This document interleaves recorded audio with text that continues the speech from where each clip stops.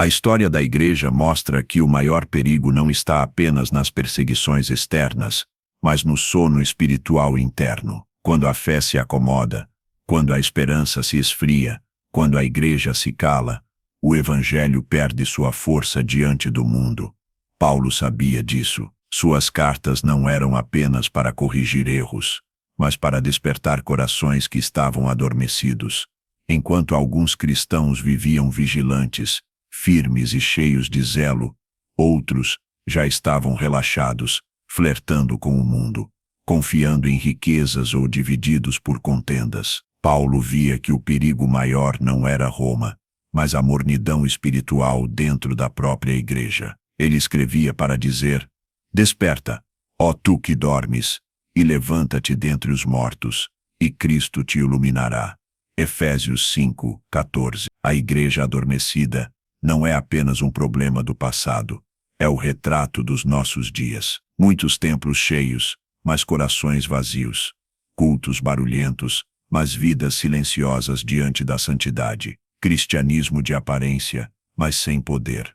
Paulo grita através das eras: acordem, porque a noite está avançada e o dia já vem. Neste vídeo, vamos mergulhar na carta que Paulo escreveria à Igreja dos dias atuais. Dias de frieza, distração e comodismo, mas também dias em que a graça de Cristo pode reacender a chama, restaurar a vigilância e preparar o povo para a sua vinda. Fique comigo até o fim, porque esta carta não é apenas para os outros, é para nós.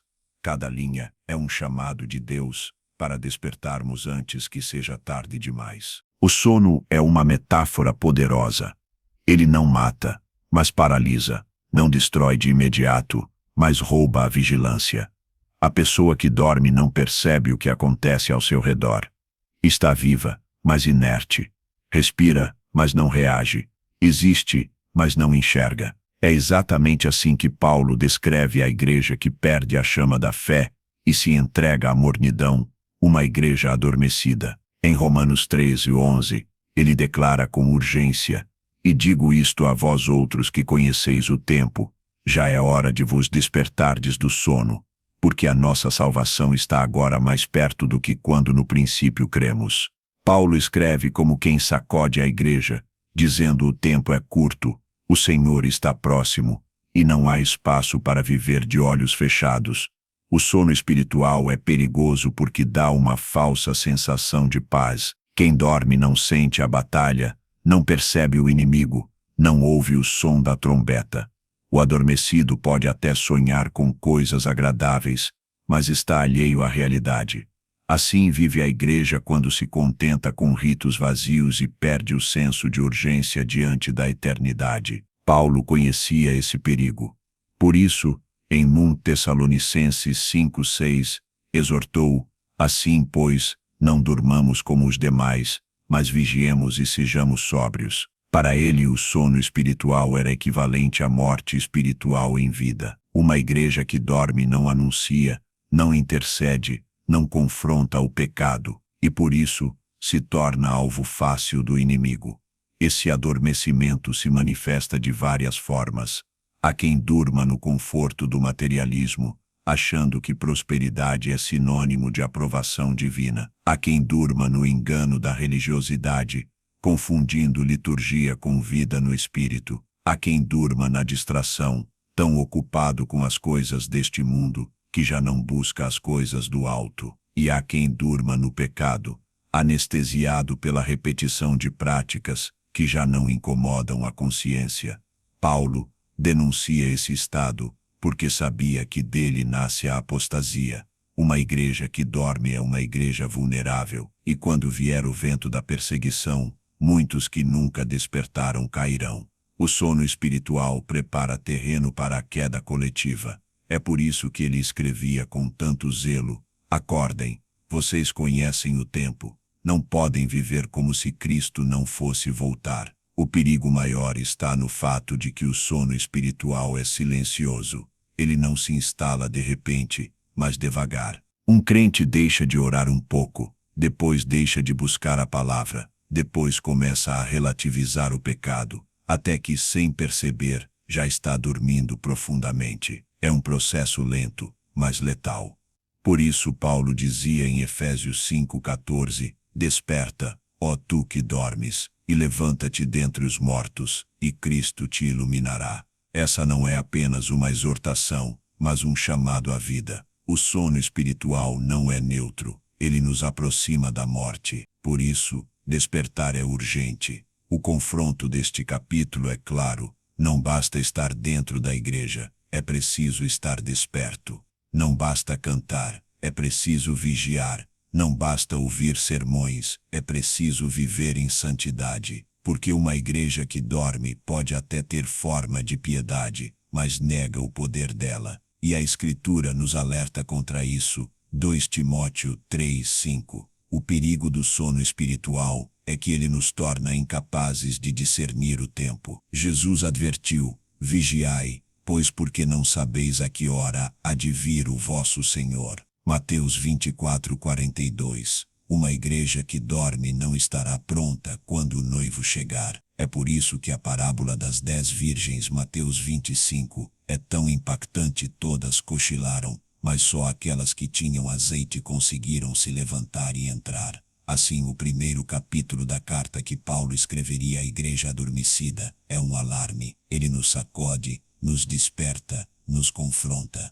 Porque o sono espiritual é mais perigoso do que a perseguição. A perseguição fortalece a fé. O sono, ao contrário, a enfraquece e a mata lentamente. Se no primeiro capítulo Paulo nos alerta sobre o perigo do sono espiritual, agora ele nos mostra como identificar seus sinais. Porque o adormecimento da igreja não acontece de uma vez, mas se manifesta em sintomas claros que denunciam a perda da vigilância. E uma das funções das cartas de Paulo sempre foi essa: abrir os olhos da igreja para que ela enxergasse a sua real condição. O primeiro sinal é a perda do fervor na oração. Uma igreja desperta é uma igreja que ora com intensidade, que geme e intercede como quem depende de Deus. Mas uma igreja adormecida ora mecanicamente quando ora.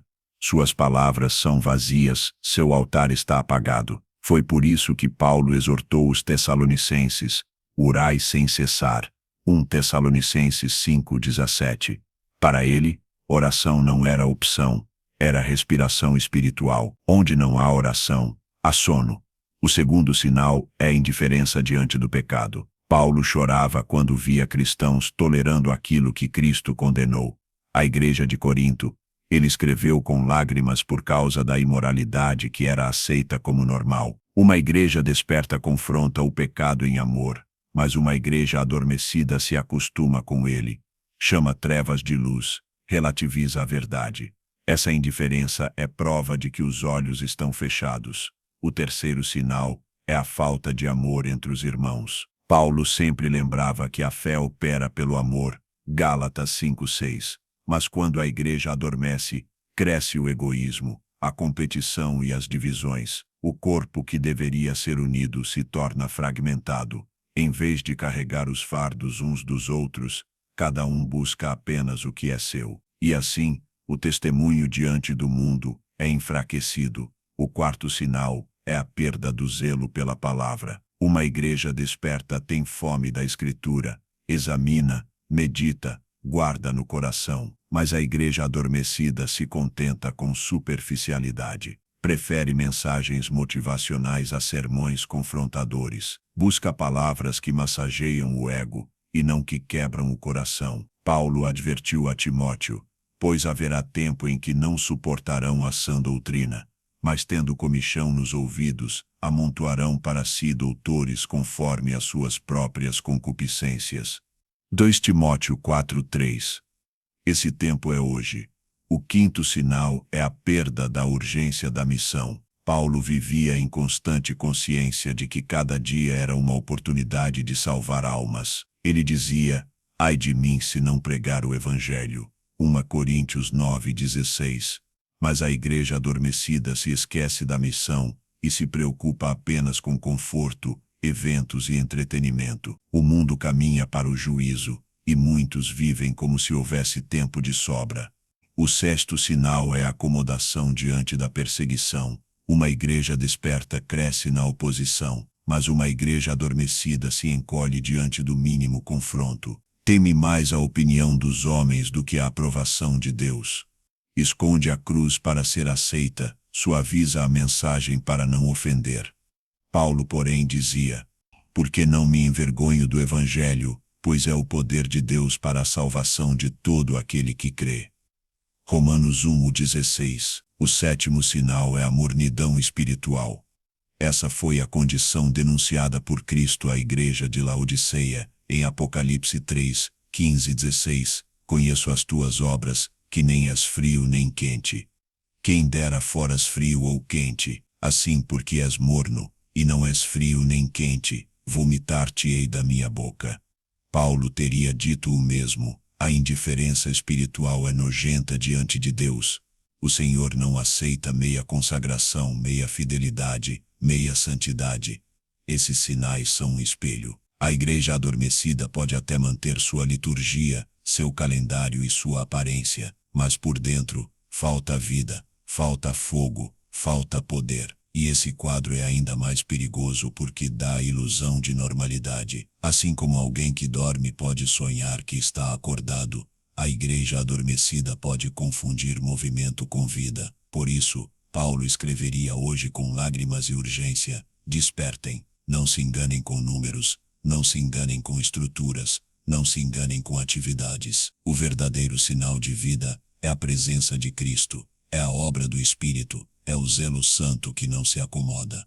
O segundo capítulo da carta de Paulo à igreja adormecida, portanto, não é apenas diagnóstico, mas chamado, porque, uma vez que reconhecemos os sinais, precisamos clamar por despertamento. O sono espiritual não é destino final. Ainda há tempo de acordar, de reacender a chama, de voltar ao primeiro amor. Se os sinais de uma igreja adormecida são claros, o chamado de Paulo é ainda mais forte. Acordem.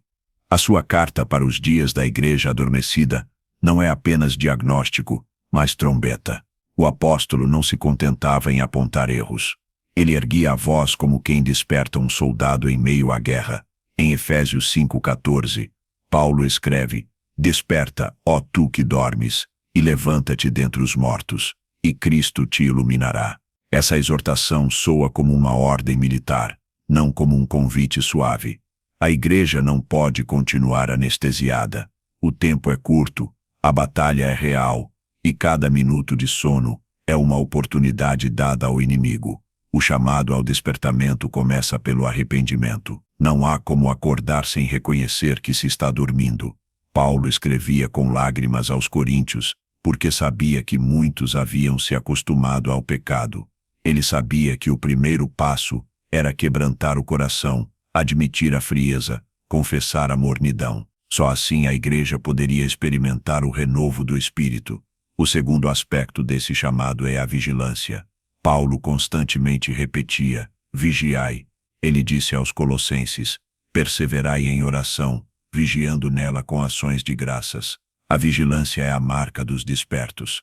É olhar para o tempo com discernimento, perceber os sinais da vinda do Senhor, não se deixar embalar pelas ilusões do mundo. Uma igreja desperta não vive distraída, mas atenta.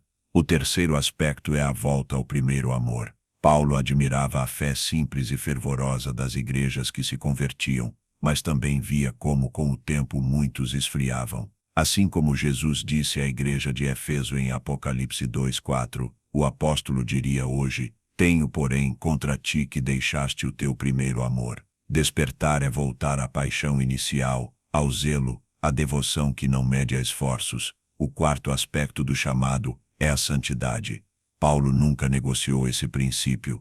Ele dizia em 1 Tessalonicenses 4:7, porque não nos chamou Deus para a imundícia, mas para a santificação. Uma igreja adormecida se conforma com o mundo, mas uma igreja desperta vive separada, consagrada, brilhando como luz em meio às trevas.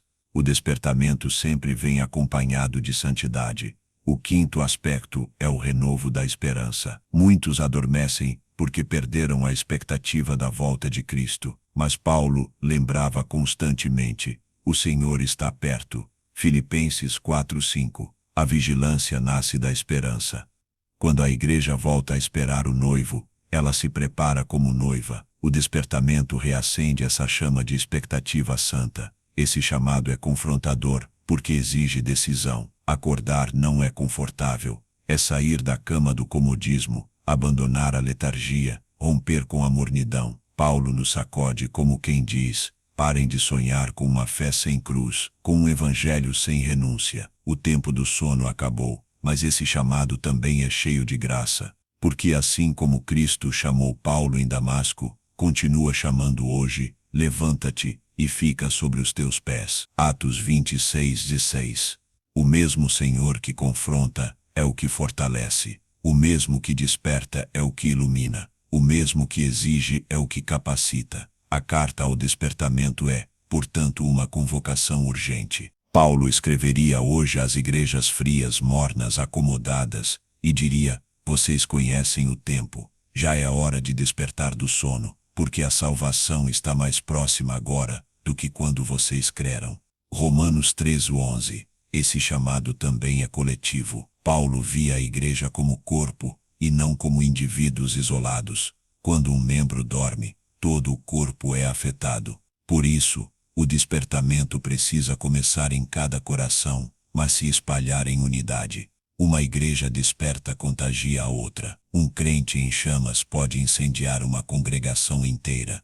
O terceiro capítulo da carta de Paulo à igreja adormecida termina com um apelo direto: acordem, antes que seja tarde, porque haverá um dia em que o tempo de despertar terá acabado. Assim como as virgens nécias da parábola perceberam tarde demais, muitos só se levantarão quando a porta já estiver fechada. Por isso, hoje é o dia de acordar, hoje é o dia de responder ao chamado, hoje é o dia de dizer: Senhor, desperta-me, antes que seja tarde demais. Toda escolha tem consequências.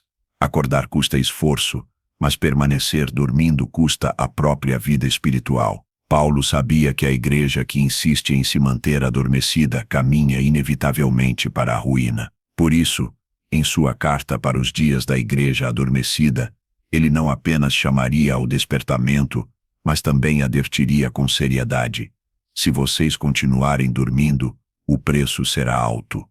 O primeiro preço é a perda da sensibilidade espiritual. Quem dorme não ouve, não vê, não discerne. Paulo disse em 1 Timóteo 4:1-2 que, nos últimos tempos, muitos se afastariam da fé por darem ouvidos a espíritos enganadores e ensinos de demônios, tendo a consciência cauterizada. É exatamente isso que acontece quando a igreja dorme. O coração endurece, a mente se embota, a consciência se cala. O segundo preço é a exposição ao engano. Uma igreja que dorme se torna vulnerável a falsos mestres, a heresias sutis, a doutrinas que parecem verdade, mas são mentira. Paulo advertia os Gálatas porque estavam trocando o evangelho da graça por um falso evangelho. Gálatas 1:3-7. Uma igreja desperta discerne, uma igreja adormecida engole qualquer mentira que lhe seja servida. O terceiro preço é a perda do poder espiritual. Uma igreja que dorme pode até manter suas atividades, mas já não tem autoridade. Tem culto, mas não tem fogo. Tem programa, mas não tem presença. Paulo escreveu sobre isso em 2 Timóteo 3:5. Tendo aparência de piedade, mas negando a eficácia dela. Esse é o retrato da igreja adormecida. Forma sem essência, ritual sem unção, som sem vida. O quarto preço é a mornidão que provoca rejeição diante de Deus. Apocalipse 3:16 mostra a sentença contra a igreja morna. Estou a ponto de vomitar-te da minha boca. Paulo, se escrevesse a essa geração, ecoaria a mesma advertência. Porque o Senhor não se agrada de uma fé indiferente, sem paixão, sem entrega. Permanecer dormindo significa ser rejeitado pelo próprio Cristo. O quinto preço é a falta de prontidão para a volta do Senhor. Paulo alertava os tessalonicenses que o dia do Senhor viria como ladrão de noite. 1 Tessalonicenses 5:2. Quem está dormindo não percebe a chegada do ladrão, não se prepara, não vigia. Uma igreja adormecida será pega de surpresa, estará ocupada com seus próprios interesses. enquanto o noivo virá e levará apenas os que estão acordados, vigilantes e preparados. O sexto preço é a morte espiritual. Paulo dizia em Efésios 5,14, desperta, ó tu que dormes, e levanta-te dentre os mortos. Aqui está a verdade. O sono prolongado se transforma em morte. Quem permanece dormindo espiritualmente, acaba se afastando completamente da vida de Deus. É como alguém que, anestesiado, não percebe o veneno que corrói seu corpo. Uma igreja que não desperta logo não será apenas adormecida, será morta. O sétimo preço é a perda da herança eterna. Essa é a consequência mais grave. Paulo escreveu em 2 Timóteo 4,8 sobre a coroa da justiça preparada para aqueles que amam a vinda de Cristo. Mas quem dorme não a ama, não a espera, não a deseja. Permanecer dormindo significa perder a recompensa, ser deixado de fora, ouvir as palavras mais terríveis do Evangelho, não vos conheço. Mateus 25,12. O preço do sono espiritual é, portanto, alto demais. E Paulo não suavizaria sua advertência. Ele escreveria com lágrimas, mas também com autoridade, dizendo: se continuarem dormindo, perderão tudo, não apenas bênçãos nesta vida, mas a própria eternidade. Esse capítulo da carta é um alerta severo, porque muitos brincam com a fé como se houvesse tempo ilimitado. Mas Paulo nos lembra: já é hora de vos despertardes do sono. Romanos 13:11. O relógio de Deus está avançado, e cada minuto de sono pode custar a eternidade. Assim, o preço de permanecer dormindo não é apenas uma metáfora espiritual, é uma sentença real. A igreja que não desperta se perde, o cristão que não vigia cai. O servo que não se prepara será pego de surpresa. Esse é o confronto que Paulo nos entrega. Acordem, porque permanecer dormindo é morrer espiritualmente. Se o sono espiritual enfraquece, paralisa e leva à morte, o despertamento traz força, autoridade e vida. Paulo não apenas advertia sobre os perigos do adormecimento, mas também revelava o impacto de uma igreja que vive desperta no espírito. Ele sabia que uma comunidade vigilante, cheia de oração e fervor, se torna inabalável diante do mundo e irresistível diante do inferno. A primeira marca do poder de uma igreja desperta é a presença manifesta de Deus. Em 1 Coríntios 14:25, Paulo descreve o impacto do culto cheio do Espírito. E assim, caindo o rosto em terra, adorará a Deus, publicando que Deus está verdadeiramente entre vós. Quando a igreja está acordada, não precisa de artifícios para convencer, a própria glória de Deus é percebida. Sua presença transforma reuniões em altares, cultos em encontros vivos com Cristo. A segunda marca é a oração fervorosa. Paulo repetia: orai sem cessar. 1 Tessalonicenses 5:17. Uma igreja desperta não vê a oração como ritual, mas como respiração espiritual. Ela intercede com gemidos, se coloca na brecha, clama pelo perdido, resiste às forças espirituais. Esse poder não vem de estratégias humanas, mas do clamor que sobe como incenso diante do trono. A terceira marca é a ousadia na pregação. Em Atos 28:31 vemos Paulo preso em Roma, mas ainda pregando com toda a intrepidez, sem impedimento algum. Uma igreja desperta não se envergonha do Evangelho, não suaviza a mensagem, não adapta a cruz para ser aceita. Fala com coragem porque está cheia do Espírito Santo, assim como os discípulos em Atos 4:31 que, depois de orarem, foram cheios do Espírito e anunciavam a palavra com ousadia. A quarta marca é a unidade no amor. Paulo insistia em Filipenses 2:2, completai a minha alegria, para que sintais o mesmo, tendo o mesmo amor, o mesmo ânimo, sentindo uma mesma coisa. Uma igreja desperta não se divide por vaidades, mas se une pelo Espírito. Essa unidade não é apenas organização, é poder. Jesus disse: nisto conhecerão todos que sois meus discípulos se tiverdes amor uns aos outros. João 13:35. A quinta marca é a santidade visível. Paulo lembrava aos Tessalonicenses: pois a vontade de Deus é a vossa santificação. 1 Tessalonicenses 4:3. Uma igreja desperta não apenas prega a santidade, mas a vive. Suas escolhas, relacionamentos e testemunho brilham como luz em meio às trevas. O poder de uma igreja desperta está em ser diferente do mundo, em não negociar princípios, em refletir a pureza de Cristo. A sexta marca é a discernimento espiritual. Paulo advertia sobre falsos mestres e heresias, mas uma igreja desperta não é enganada facilmente. Ela prova os espíritos, examina tudo, retém o que é bom. 1 Tessalonicenses 5:21. Quando está acordada, não se deixa levar por ventos de doutrina, porque permanece firme na palavra e cheia do Espírito. A sétima marca é a expectativa da volta de Cristo. Uma igreja desperta vive como noiva que aguarda o noivo. Paulo dizia em Filipenses 3:20: mas a nossa cidade está nos céus, donde também esperamos o Salvador, o Senhor Jesus Cristo. Essa esperança faz a igreja viver em vigilância, preparada, sem se apegar às coisas terrenas. Ela não apenas canta sobre a eternidade, mas vive pronta para ela. Esse é o poder de uma igreja desperta. Ela abala o inferno, impacta o mundo e honra a Cristo.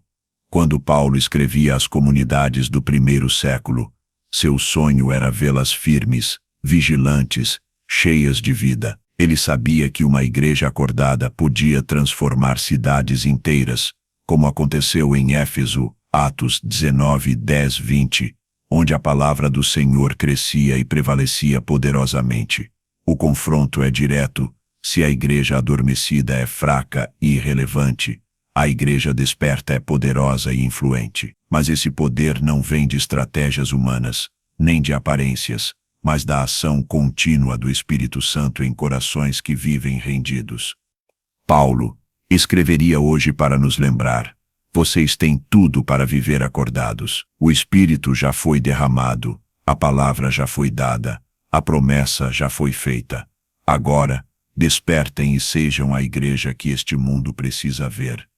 O quinto capítulo da carta, portanto, é não apenas inspiração, mas convocação. Porque o mundo não será transformado por uma igreja que dorme, mas por uma igreja que ora, prega, ama, discerne, se santifica e espera o Senhor com vigilância. Paulo nunca escreveu às igrejas como quem falava a uma instituição sem rosto. Cada carta era dirigida a pessoas reais, com lutas, quedas, tentações e esperanças. Ele sabia que o estado da igreja como corpo depende do estado de cada membro em particular. Por isso, em sua carta para os dias da igreja adormecida, ele diria: o despertamento coletivo só acontecerá quando cada coração for despertado individualmente. Em Romanos 12:2, Paulo nos chama a transformação pessoal: e não vos conformeis com este mundo, mas transformai-vos pela renovação do vosso entendimento. Esse é o ponto inicial do despertamento. A igreja só será santa quando cada crente decidir não se conformar com o mundo. A chama do avivamento não começa no púlpito, mas no altar secreto de cada coração. O primeiro passo é o quebrantamento pessoal. Paulo escrevia aos coríntios com lágrimas, lembrando-os de que precisavam se examinar. Examinai-vos a vós mesmos se permaneceis na fé, provai-vos a vós mesmos. 2 Coríntios 13:5. Uma igreja adormecida é formada por crentes que nunca se avaliam. Um coração desperto, pelo contrário, vive em constante autoexame, pedindo ao Espírito Santo que revele áreas de pecado e mornidão. O segundo passo é a disciplina espiritual. Paulo não tratava a vida cristã como acaso, mas como corrida e luta. Ele dizia: antes subjugo o meu corpo e o reduzo à servidão, para que, pregando aos outros, eu mesmo não venha de alguma maneira a ficar reprovado. Uma igreja desperta é formada por homens e mulheres que não vivem de emoções passageiras, mas de disciplina diária, oração, jejum, leitura da palavra, santificação constante. O terceiro passo é a coragem de romper com o pecado oculto. Muitos vivem como se pudessem manter aparência de piedade enquanto escondem práticas que contradizem a fé. Paulo denunciava isso em Efésios 5:11. E não comuniqueis com as obras infrutuosas das trevas, mas antes condenai-as. O despertamento só acontece quando cada crente decide arrancar as máscaras e viver em santidade transparente diante de Deus. O quarto passo é a restauração da intimidade com Cristo. Paulo dizia em Filipenses 3:10 para o conhecer e a virtude da sua ressurreição e a comunicação de suas aflições. Uma igreja desperta é composta por crentes que não apenas sabem sobre Jesus, mas que o conhecem de perto. O despertamento não é um movimento coletivo externo, mas um encontro pessoal com Cristo que transborda para a comunidade. O quinto passo é a disposição para obedecer ao chamado. Muitos estão dormindo porque resistem à voz de Deus, preferindo comodidade à missão. Mas Paulo lembrava a Timóteo: despertes o dom de Deus que existe em ti. 2 Timóteo 1:6. Cada crente desperto entende que não está na igreja para assistir, mas para servir, não para consumir, mas para trabalhar na seara. Esses passos mostram que o despertamento verdadeiro não começa em eventos grandiosos, mas em decisões simples e diárias. Uma igreja inteira pode estar fria, mas se um coração se acender, ele pode incendiar outros. Paulo sabia disso quando dizia: sede meus imitadores, como também eu de Cristo. 1 Coríntios 11:1. O fogo em uma vida pode se espalhar até alcançar uma nação. O confronto é claro: não espere a igreja acordar para depois acordar você. O despertamento coletivo começa quando indivíduos decidem não dormir mais. Talvez sua congregação esteja fria, talvez sua geração esteja morna, mas você pode ser a voz que clama no deserto, o fogo que reacende a chama, o exemplo que desperta outros. Paulo mesmo foi esse exemplo. Ele não esperou que o judaísmo se transformasse para se converter. Não esperou que Jerusalém despertasse para obedecer a Cristo. Ele foi o despertado de Damasco, e a partir dele uma geração inteira foi impactada. Por isso, a carta que ele escreveria hoje diria: desperte você, e a igreja despertará com você. Deixe o Espírito incendiar sua vida, e esse fogo se espalhará. A luz não precisa de multidão para brilhar, basta uma chama verdadeira para romper a escuridão. Assim, o 6º capítulo termina com um chamado pessoal. Antes de esperar que a igreja acorde, acorde você. Antes de exigir fogo do púlpito, acenda o fogo no seu quarto secreto. Antes de reclamar da frieza dos outros, permita que o Espírito aqueça o seu coração, porque o despertamento começa sempre em cada coração. Paulo não escrevia apenas para resolver problemas imediatos das igrejas, mas para prepará-las para o encontro definitivo com Cristo. Sua carta para os dias da igreja adormecida culminaria neste clímax: permanecer acordados até a vinda do Senhor. Porque o maior risco não é apenas dormir, mas ser encontrado dormindo quando o noivo voltar. Em 1 Tessalonicenses 5:6 ele exorta: assim, pois, não durmamos como os demais, mas vigiemos e sejamos sóbrios. Essa vigilância não é apenas atenção externa, mas uma vida inteira moldada pela expectativa da volta de Cristo. Para Paulo, estar desperto significava viver cada dia como se Jesus pudesse voltar naquela hora. O chamado final é de perseverança. Paulo sabia que não bastava começar despertos, era preciso permanecer até o fim. Em Gálatas 6:9, ele escreveu: e não nos cansemos de fazer o bem, porque a seu tempo ceifaremos, se não houvermos desfalecido. Uma igreja desperta não é apenas a que acorda, mas a que permanece firme, mesmo quando o mundo insiste em embalar o sono espiritual. Esse permanecer acordados exige sobriedade. Paulo repetia essa palavra porque sabia que o inimigo age na escuridão, esperando a distração. O cristão desperto é sóbrio em suas escolhas, não vive embriagado pelos prazeres do mundo, não se deixa levar pelo engano da carne. Ele vigia porque sabe que o adversário anda em derredor, buscando a quem possa tragar. 1 Pedro 5:8. O chamado também exige oração constante. Jesus mesmo advertiu: vigiai e orai, para que não entreis em tentação. Mateus 26:41. Paulo ecoava essa instrução em suas cartas, porque sabia que a vigilância sem oração é impossível. A oração é o despertador da alma, mantém o espírito sensível, afasta o torpor, renova a chama. Outro aspecto desse chamado final é a esperança ativa. Paulo lembrava aos filipenses: a nossa cidade está nos céus, donde também esperamos o Salvador, o Senhor Jesus Cristo. Filipenses 3:20.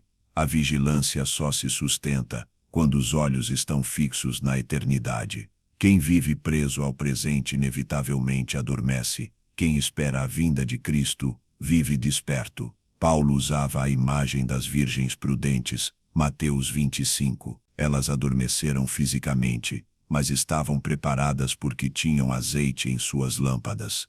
Esse azeite representa a vida no espírito, a comunhão diária, a perseverança que mantém a chama acesa. A igreja adormecida de hoje corre o risco de ser como as virgens nécias, acordar tarde demais, ouvir o clamor do noivo, mas não ter azeite suficiente. Esse chamado final também é um alerta coletivo.